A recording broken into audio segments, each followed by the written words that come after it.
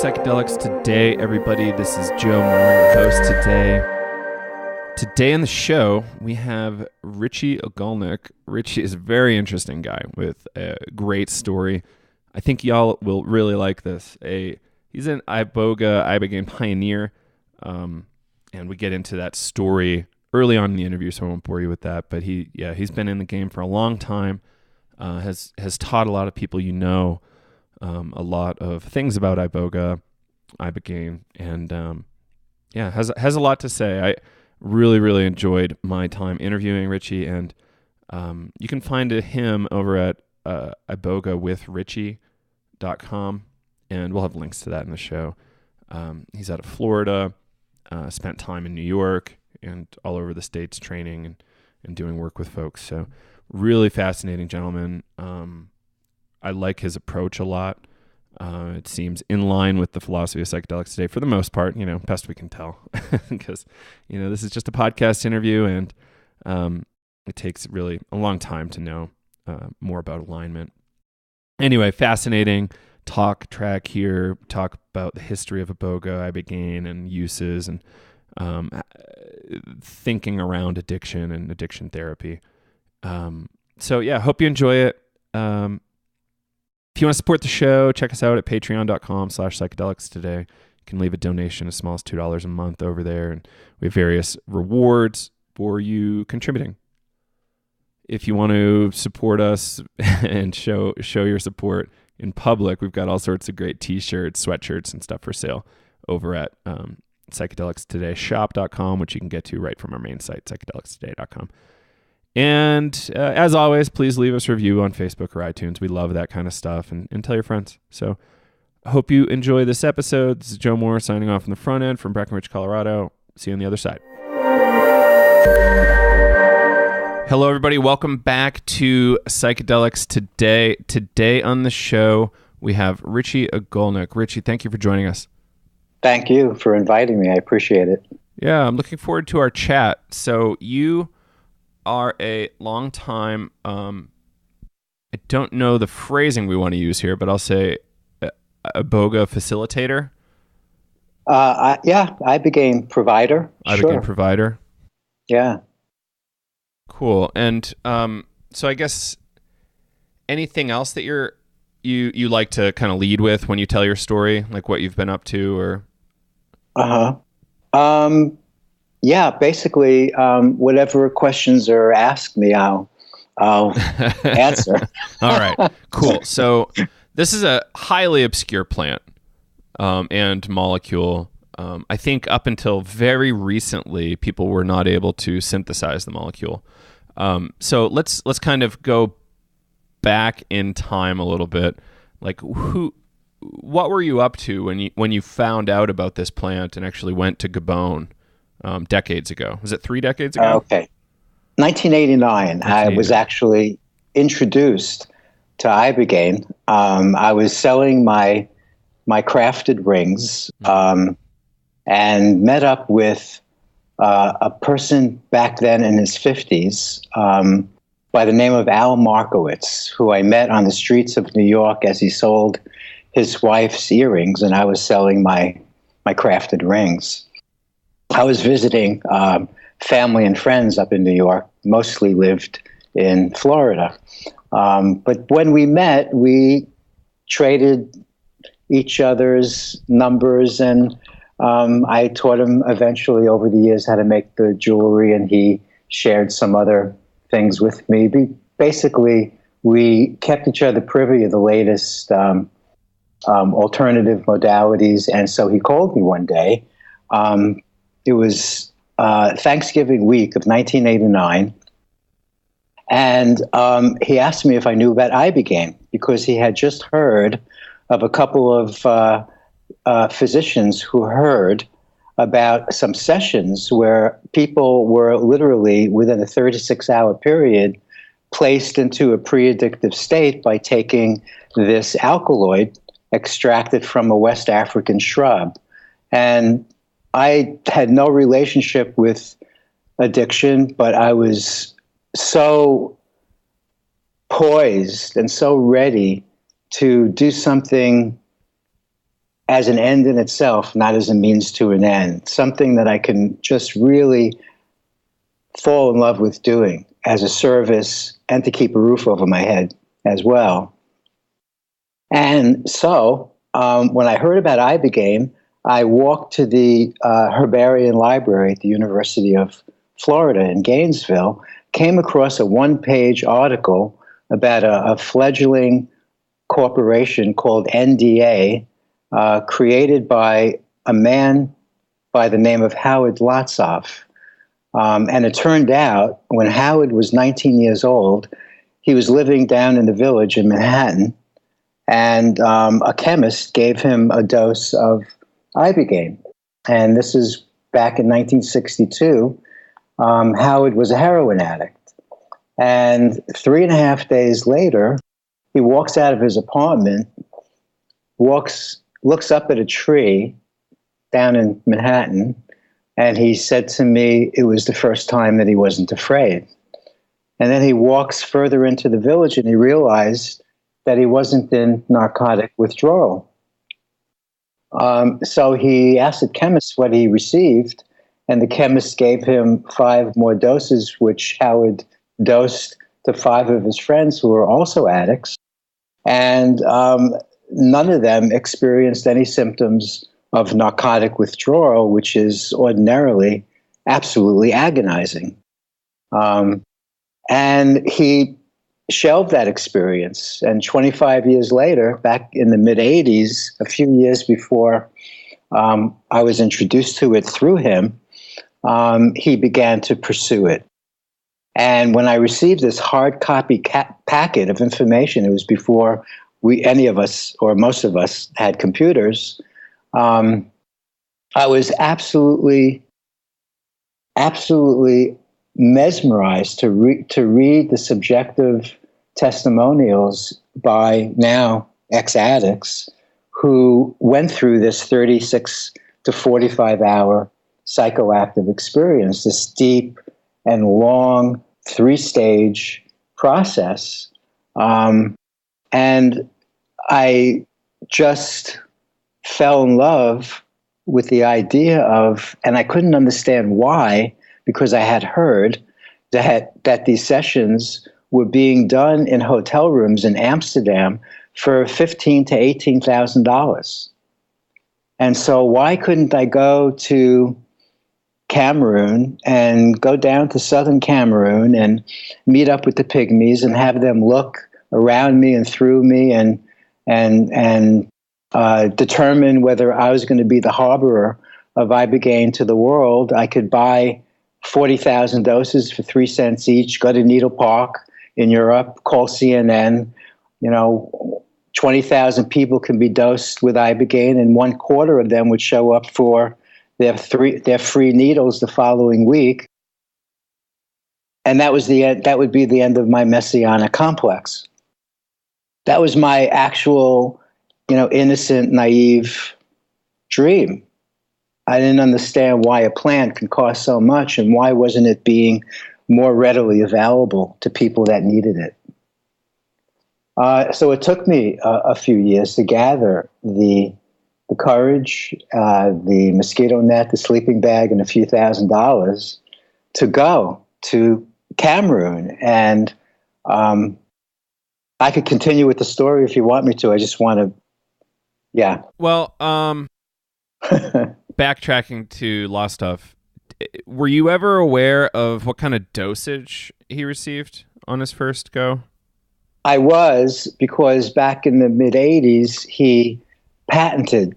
And so through his, a few years later, they became outdated. But those were the protocols that we began.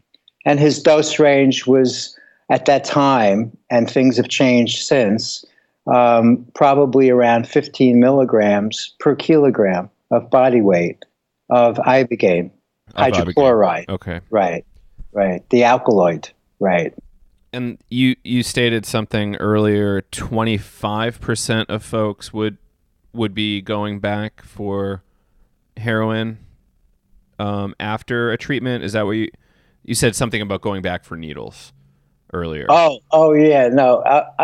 In Needle Park, there's a park in Europe where they dispense free needles to addicts, and many addicts come to this park weekly. And so my vision, my innocent dream, was to dose out 20,000 people with Ibogaine, and then perhaps 1/4 of them would show up for their free needles because the rest of them would be free. It's not the way it worked out, right. But that was my initial vision. What happened was, if you like, I could continue. Yeah, sure. Please go ahead. Okay. Those are my two questions. Yeah. So what happened was I didn't know where to go in southern Cameroon. So initially, I went to a burnt-out university where there was a few thousand students walking around with no books. I spoke with a couple of professors that hadn't been paid in months, and I thought to go to the organic chemistry department. So I knocked on the door, and there was a couple of, obviously they were professors that were playing cards. And I asked them about Ibogaine, and they said, "Come back tomorrow because I think there'll be someone here that can help you." So I went back to my hotel in Yaoundé, Cameroon, and came back the next day, knocked on the door, and a 300-pound, 6'5" guy answered, and I said, "I'm from the Bronx and I'm looking for Ibogaine." He said, "What?" He said, "Where are you from?" He said, basically, "God will strike me down if I don't work with you. How did you find me?" I'm the only chemist on the continent of Africa that has spent the last year and a half perfecting the process of extracting Ibogaine from the West African shrub, Tabernanthe Iboga. And he practically, with his excitement, I was excited too, practically carries me to an old beat-up wooden chest that looked like it was about 150 years old, and he takes out a vial of white powder that said 13 grams of Ibogaine hydrochloride. And I said, "Can I have it?" And he said, "Well, I'll sell it to you." And I said, "Well, for how much?" And he said, $13,000. And I said, "Well, I only have $4,000. Will you take 4?" He said, "Okay, and you'll come back and you'll pay me the remaining 9. So before I went to Africa, I went to the mall with one of my daughters, and I went to the shoe repair guy, and I asked him to route out a couple of holes in my shoes, thinking that, maybe I'll be bringing something back. And so that's what I did. I brought the 13 grams back, and within 10 days, I was on my way back on the plane, wondering whether I should create a pseudonym. And so I did. And my name in the Ibogaine world now has been Eric Taub for the last 25 years. And I came back to the West, and there was a whole series of synchronistic events, obviously, that transpired to make this happen. And one of the things that happened was the day that I came back, without having told anyone except my dearest couple of friends and a few family members that I was coming back with Ibogaine, was the day that a 66-year-old client of a therapist friend of mine, who had a facial tic, dropped a chapter from an out-of-print book called The Healing Journey. The chapter's name was Ibogaine, Fantasy and Reality, by a Chilean therapist by the name of Claudio Naranjo, who back in the 60s and 70s documented 40 or 50 low directive doses of Ibogaine, where he basically shared Ibogaine with someone, a client, and directed their process to reveal particular intentions having to do, for example, with their relationship with their mother, with their father, and so on.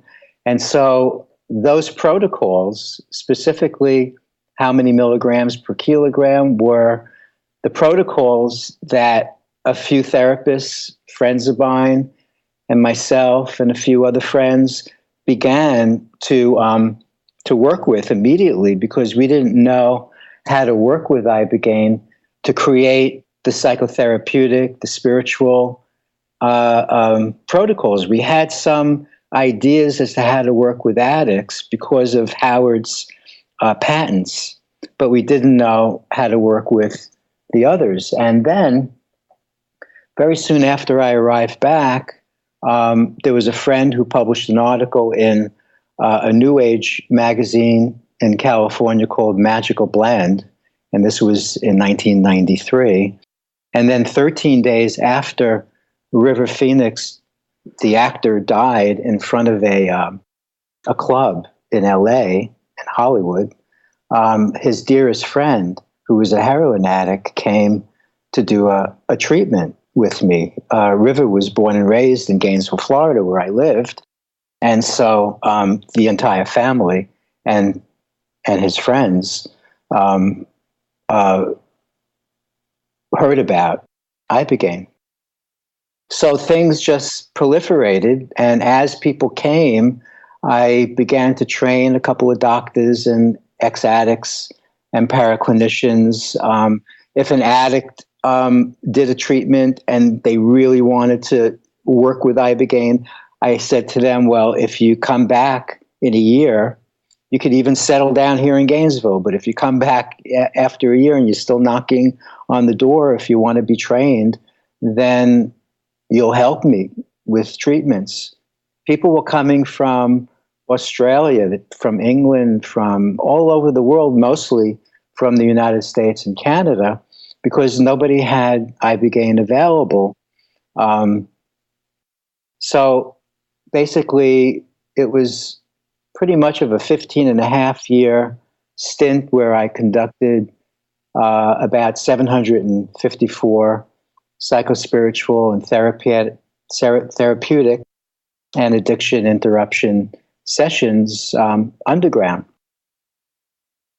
And as I trained people, they began to open up centers in Mexico and Central America and other parts of the world. Sometimes I didn't train a person per se, but received calls from Brazil or Indonesia, people that had questions in the middle of a treatment. So I introduced some people to Ibogaine and some people I trained, but basically I was really busy and in love with what I was doing. The first 3 months that I came back from Africa, back then, my phone bill was about $1,000 a month.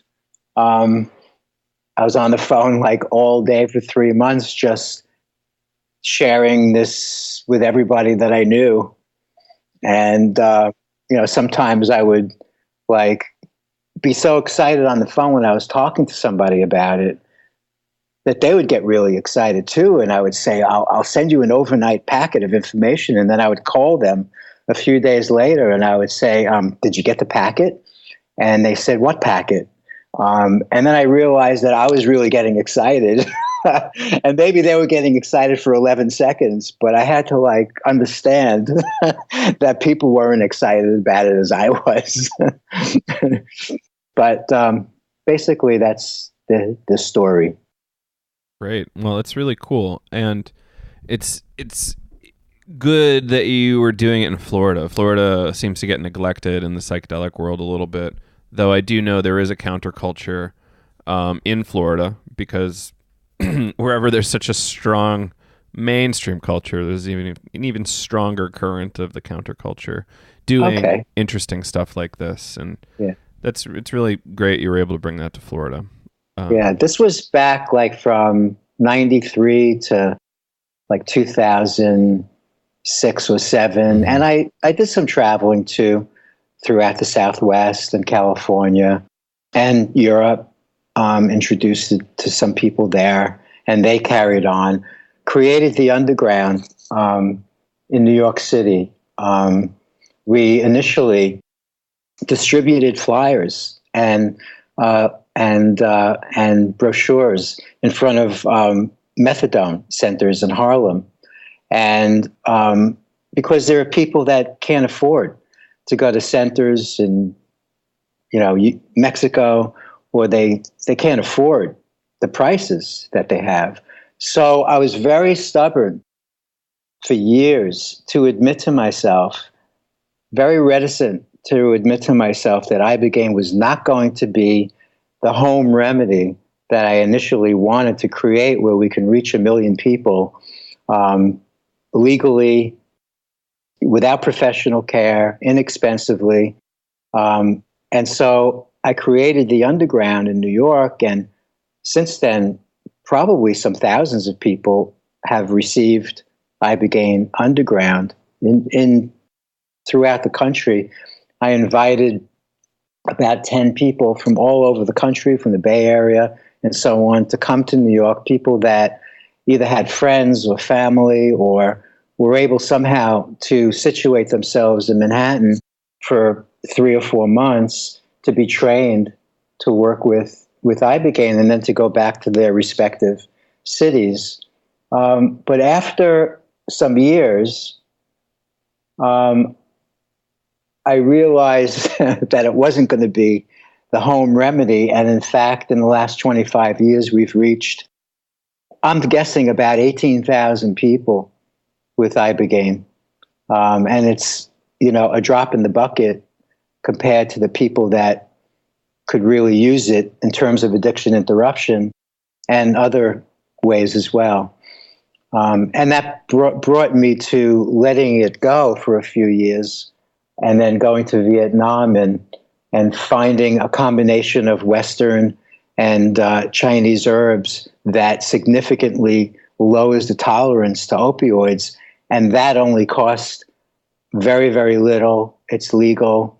It's safe. It doesn't require professional care. But that's a whole other story. Let's stay with Ibogaine for this. You've caught my interest, so yeah, maybe that's another episode. So I guess if doctors are listening and they maybe haven't had too much info on Ibogaine at this point, let's clarify a few things. So Iboga Tabernanthe Iboga is the plant, and the molecule that we're most interested in for non-religious reasons. Iboga is very core in the Bwiti religion, so I think that's the most important use case. Actually, the Ibogaine and a couple of the other alkaloids that are located in the plant, which are in the plant but in much, much smaller quantities, but they're actually more powerful than Ibogaine. The Ibogaine basically is located. There's three layers of the root bark shavings, and the middle layer is where the Ibogaine is mostly situated. So in terms of, like, for example, for addiction interruption purposes, the 96, 97% Ibogaine isolated, Ibogaine hydrochloride, is the best product to use to interrupt an addiction and to overwhelm the symptoms of withdrawal from an addiction. For the psychospiritual and therapeutic sessions, which they've been doing for generations and generations in West Central Africa, and then it was brought to West Central Africa from a more eastern location in Africa by the Pygmies, by the nomads who brought it to West Central Africa a few hundred years ago. They have to take spoonfuls and spoonfuls and spoonfuls to absorb the amount of Ibogaine necessary for them to have their rite of passage initiation. And do they have deaths from that once in a while? I would, I think it's very, very rare in Africa. I would say it's extremely rare. I would say it's more prevalent when a person here in the United States self-medicates, didn't have any EKG, wasn't aware of any red flags in terms of a prolonged QT, the electrical current that runs through the heart, because Ibogaine temporarily prolongs the QT, and if it's already prolonged, it could bring the heart into arrhythmia, and that could be dangerous. And as it stands, addicts tend to be compromised physically anyway. But inherently, we have found Ibogaine to be safe as long as a person receives an EKG so that it could be looked at very, very closely to make sure that there aren't any red flags before they do an Ibogaine treatment or a session. Other than the cardiac risk that you kind of detailed there, is there anything else that's a risk factor that you're aware of? Well, if a person has had,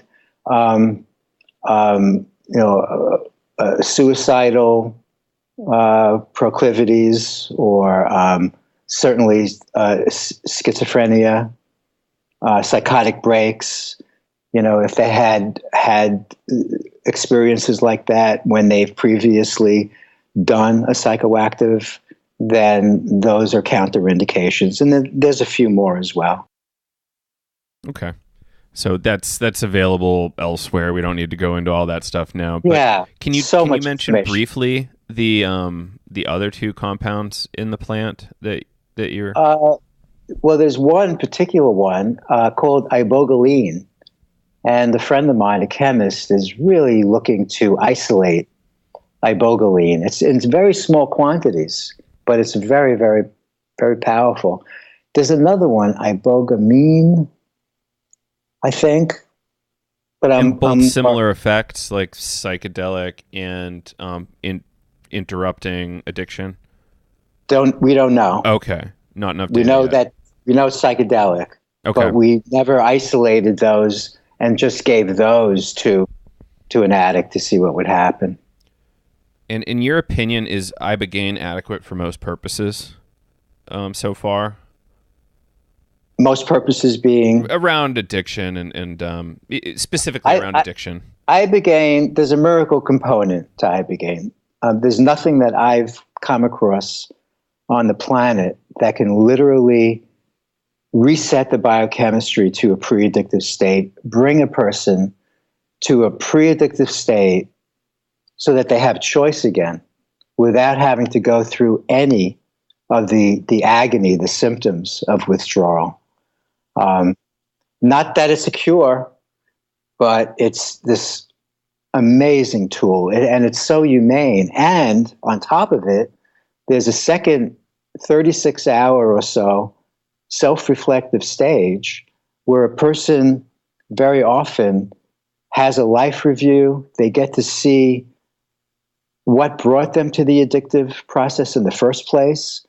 Of course, it has a lot to do with the level of maturity of the person and the willingness that the person has to take a really deep look inside, because Ibogaine, being an organic, is not going to force a person to look at something that they choose not to explore. It creates a kind of symbiotic relationship so that, unlike something like LSD that basically plows through consciousness and basically says, you're going to look at this whether you like it or not. And then sometimes it takes the person a few years to catch up with the insights that they received. Organics tend to create a symbiotic relationship and not force the issue. As a consequence of that, for example, a 25-year-old guy, a heroin addict that's addicted for 8 years, basically his entire adult life, is going to often come out of a session not having explored very much at all, not having had an epiphany or an insight, but they come out of it not craving, not having gone through any symptoms of withdrawal, and feeling as if it's a year and a half after they've taken their last opiate of choice. So the system is such that they say, I don't know what that was all about, but they could be kayaking 3,000 miles away the following day. And then 3 months later, they could relapse very easily if they haven't addressed the initial reason why they became addicts in the first place, which what I've experienced after being on the phone for over 20 years with addicts and mostly their wives and sisters and parents, is that addiction most often has to do with some level of abandonment, some emotional and or physical break with the same-sex parent. And then 20% of the people with the opposite sex parent, and the other 20% that remains are people that have a type of personality that will do anything once, whether they'll jump out of a plane or they'll shoot heroin, and whatever they fall in love with, they become addicted to. So it took me like 10 years of being on the phone with addicts and their families to start feeling that I was on the phone with the same family for 10 years. And I began to ask the same question, which is, after a conversation with someone, do you have an abandonment issue with your dad, if it was a guy, and your mom, if it was a woman? And 60% of the time, there would be silence on the other end of the phone, as if a jaw was dropping, and they would really often say, how did you know? And then I would explain.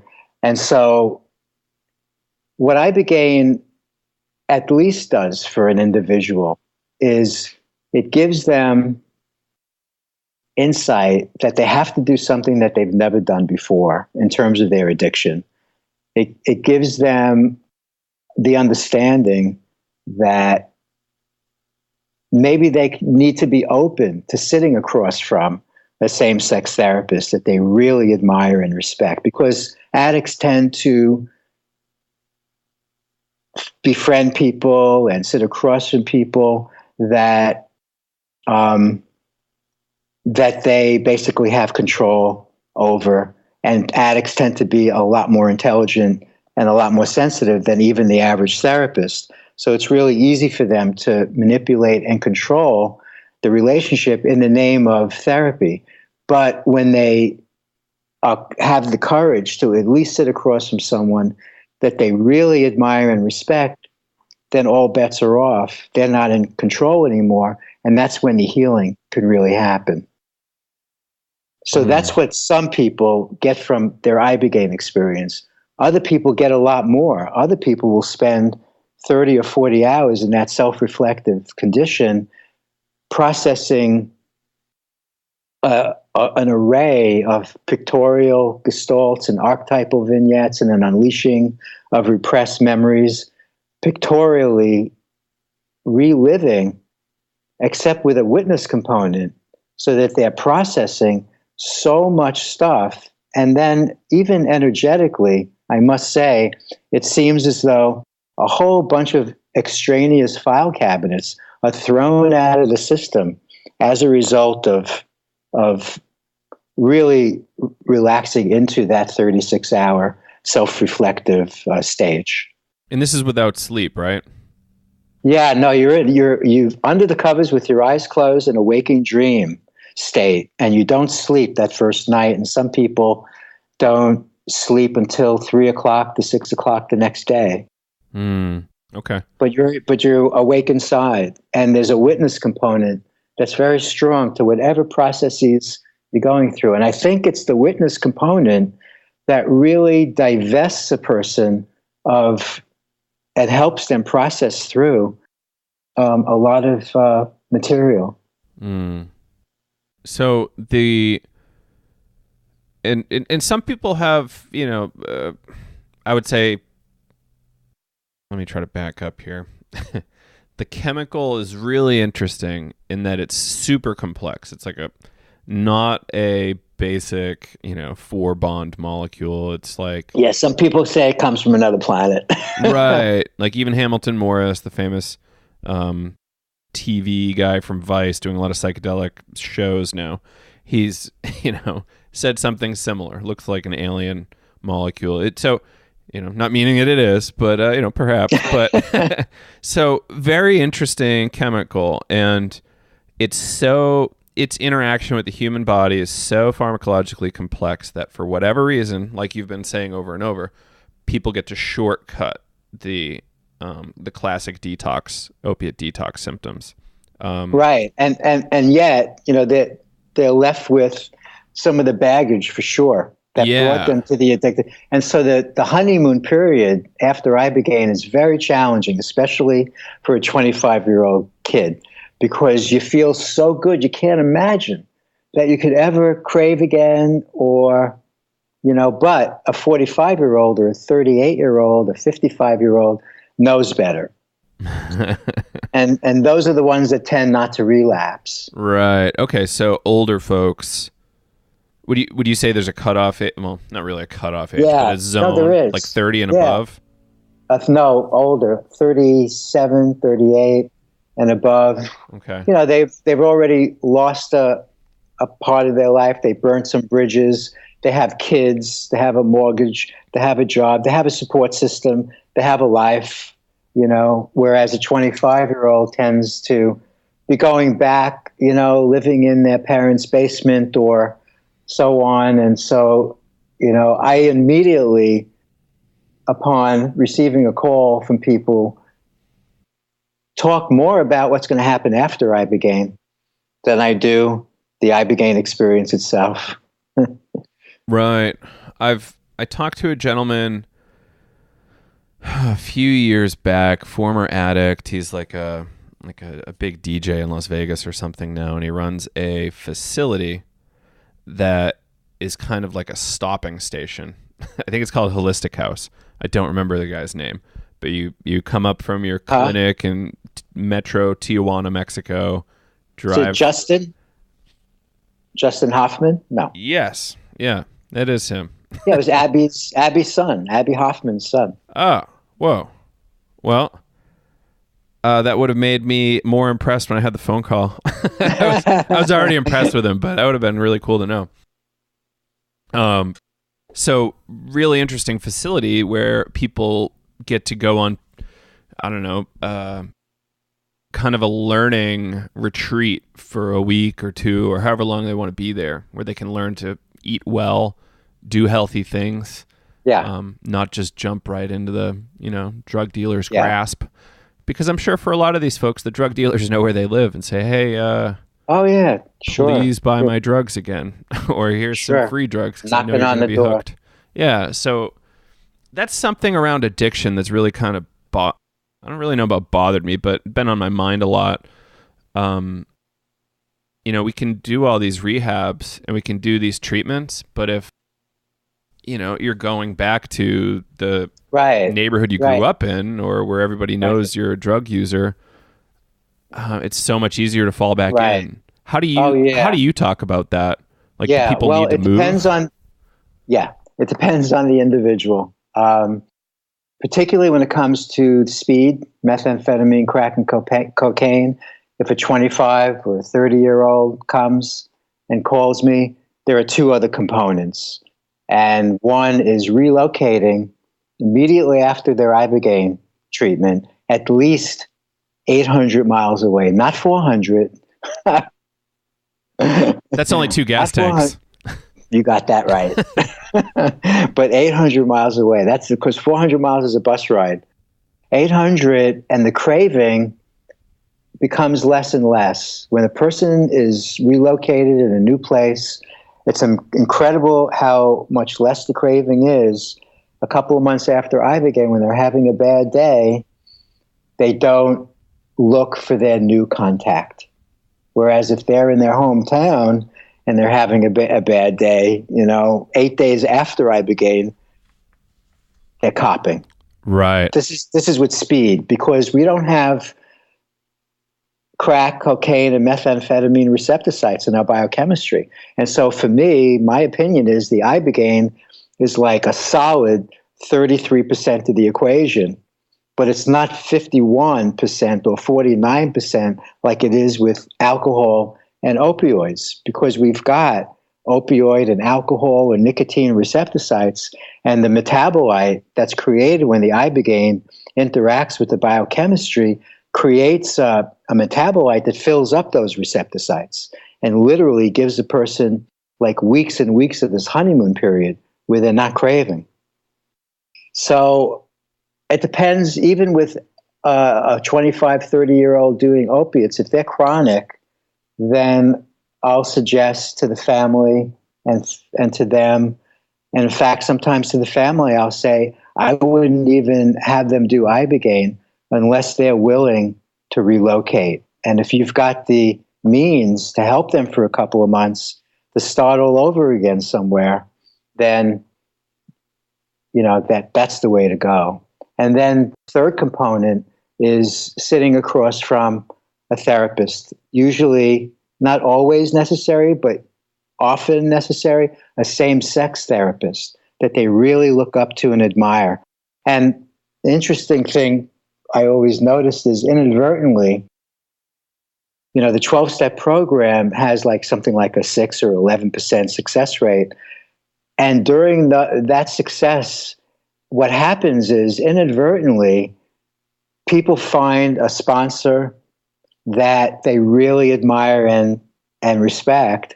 And that relationship is how the healing happens for that addict. What I'm saying is you can deliberately and consciously create that scenario, not falling into it by accident, by happening to find a sponsor that you really admire and respect, but deliberately finding a therapist that you really admire and respect so that you don't have control of that relationship. Because the first role model, the first time that addicts sat across from people, they were ripped off. And so the last thing they want to do is not be in control of a relationship with someone that is older than they are. And so that's the key. That's the key. That's what I've come to after being on the phone all these years. Well, I think that's really insightful and helpful. A lot of people in a position like you were in kind of get a little hyper-religious about it, a little evangelical, and just kind of say, this is going to save everybody on the planet, and I can do it. I'm going to open a clinic and, just do this because it's going to fix everybody. They kind of perhaps downplay the cardiac risks sometimes. Mm-hmm. For the most part, I don't know of any centers that totally ignore it, but I have heard of facilitators who do. And, people, like you're saying, buy it on the internet or whatever, and they die at home trying to detox themselves. And it's not to be done. We've not really covered Ibogaine too much on our show because it's kind of a dangerous compound. And okay. I know people with close friends who have died from it, and even in my town that I live in. And, wow. It's because of uneducated stuff, like you're saying, compromised physiology. It's just a tough scenario, right? And then there's folks who are kind of leaders, quote unquote, in the field who are totally convinced that you need the full plant to have the best results. And I don't think there's really any data there. No, I feel that a representation of the whole plant, the total alkaloid extract, is really, really nice to use for the therapeutic, the directive therapeutic, the psychospiritual, but the addiction-interruption, definitely the Ibogaine hydrochloride, or something called the purified total alkaloid, which has about 85% ibogaine, and then a representation of some of the other alkaloids.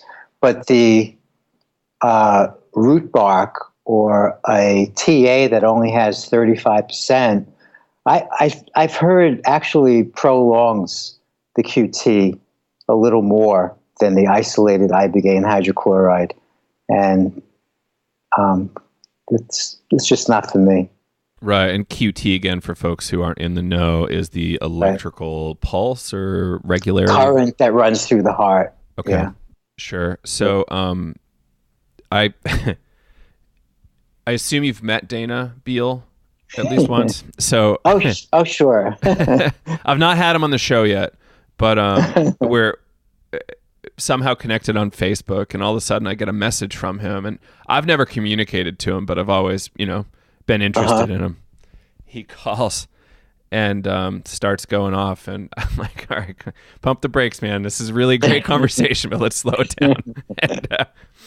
And what happened was he started talking about how in a lot of ways the kind of drug user harm reduction movement as a whole is kind of dominated and manipulated by the pharma industry, in particular by Suboxone manufacturers, because this is an opiate agonist that can be prescribed and is the, quote unquote fix. And as a result, Iboga and Ibogaine get really short shrift. Do you have any kind of comment on that? Well, I mean, all the maintenance drugs like Suboxone, Subutex, and Methadone are very attractive to Big Pharma because they're maintenance drugs and they're a monthly process, and people could be on them for years and years in a lifetime. Whereas Ibogaine is a one-shot deal. You just do it once or twice in a lifetime. So there's no money in it, and they can't patent it. It's a naturally occurring substance, and they haven't synthesized it, by the way. So I could see the reasons why the pharmaceutical companies are not interested in Ibogaine. Right, and perhaps even interested in suppressing. It's a psychoactive. It's the granddaddy of all psychoactives. So it's very confusing and daunting and threatening to Big Pharma. So in terms of like popularity, I feel like in the past 3 years, I've really seen people become a lot more interested in it. You've been seeing it for decades, more people being interested in it. Well, as the years have gone by, whereas like, for example, 10 years ago, there was not a doctor that I ever met that referred a patient to Ibogaine. Now it happens more and more often. But it's a very interestingly, since 1999, there's been an increase in interest in Ibogaine by maybe 5%. So it's been 20 years now, and but it never reaches a point where there's some critical mass and it reaches to a household name. People still mostly don't know about it. Right. Well, I would hope Ibogaine doesn't become LSD, but there's... Well, it won't, because it's the first thing that people say when they do it is because now I know why it never hit the streets, and it never will, because it's not a recreational experience. Right. It's a really daunting, long, 3-stage process. Dana also mentioned something about really small doses of Ibogaine twice daily to curb craving. Can you speak to that at all? I don't know that much about it. I kind of moved out of some of the areas of the movement at a time when the low dose protocols was just coming onto the scene. But I know of a couple of people whose moms did a very small amount of Ibogaine hydrochloride, 25 to 50 milligrams a day, for their symptoms for Parkinson's disease. And it literally put their symptoms into remission. And when they ran out of Ibogaine, their symptoms came right back. Whereas a woman was using a cane to walk around her kitchen after several days of doing Ibogaine hydrochloride at not a psychoactive amount, a very small amount. She was walking a mile around her neighborhood without a cane. It's amazing. It is amazing. and I just hope that people pick up on this, and there's more studies in this area. Right. We've been mentioning it on the show here and there about that particular effect, and I've seen people's depression rise. It seems to be a serotonin uptake, and it balances the dopamine with small doses of Ibogaine. But I've seen that happen with other psychoactives as well. Right. Now, one of the beyond the cardiac thing, which is kind of like makes the drug a little controversial, the other thing that always comes up for me is, are we over harvesting and getting in the way of the Bwiti religion? And are there alternatives to that? I'm sure you've thought about that at least once. I have. There's more and more farming going on in Gabon. There's also a tree by the name of wakanga, and it's located all over the world, in India and elsewhere, and it has a small amount of ibogaine in it. So there are laboratories that have already tooled up, and there'll be more for the sustainable reasons, tooling up to create a pure Ibogaine hydrochloride from the wakanga. Yeah, well, that's excellent. That's really good news. I'm told there's another cousin of Tabernanthe Montana, located in on the border of Peru and Brazil. Also, probably has smaller quantities than Tabernanthe Iboga. Right. So Dimitri Mujanis was talking a lot about this nonprofit that was helping the Bwiti out. Dimitri's obviously very interested in the Bwiti religion, so that's close to his heart. Yeah, I trained Dimitri. I had a suspicion. Quite a guy. He was actually the first podcast we put out where we made a disclaimer and came back the next week to talk about it. It was that was a lot. I don't know. We gotta chill out and talk about this for a minute. And it turned out to be one of our most popular episodes. So I'm not surprised.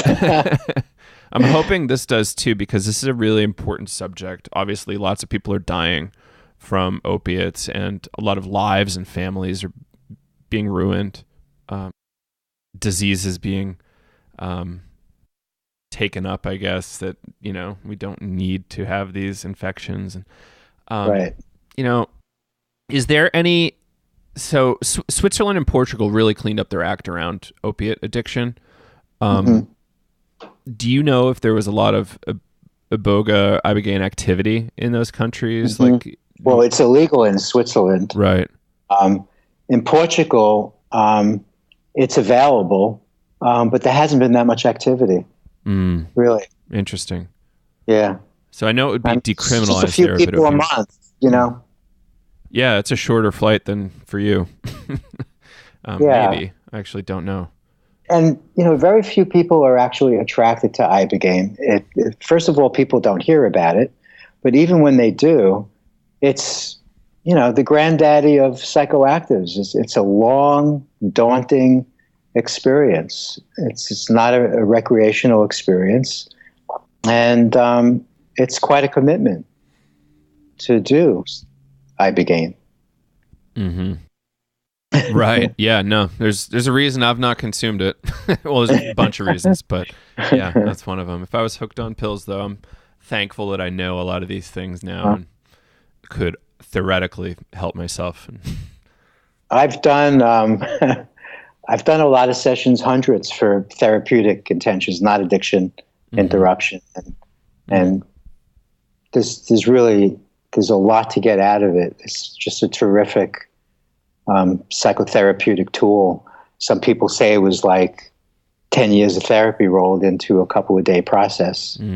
They got a tremendous amount out of it. In fact, some people feel that it's the beginning of almost understanding a new language. And they do the Ibogaine, but they're not reflecting upon an experience that they had the day before. This is the beginning of a process. And some people 6 months, 8 months later are calling me, and they're saying, finally, all of the intentions that I had that I wanted to explore and work through have been resolved. And then maybe they say, I'll consider doing it again 6 months or a year down the road.